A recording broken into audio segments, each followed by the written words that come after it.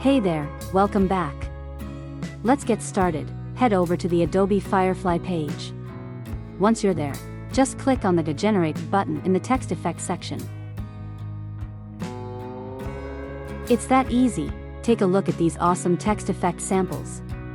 They can give you some inspiration for your own creations. To get started, enter your desired text and try entering your own prompt. Then, simply click Generate to see the magic happen. Check out these settings on the right side. You can customize your effects even further to match your vision.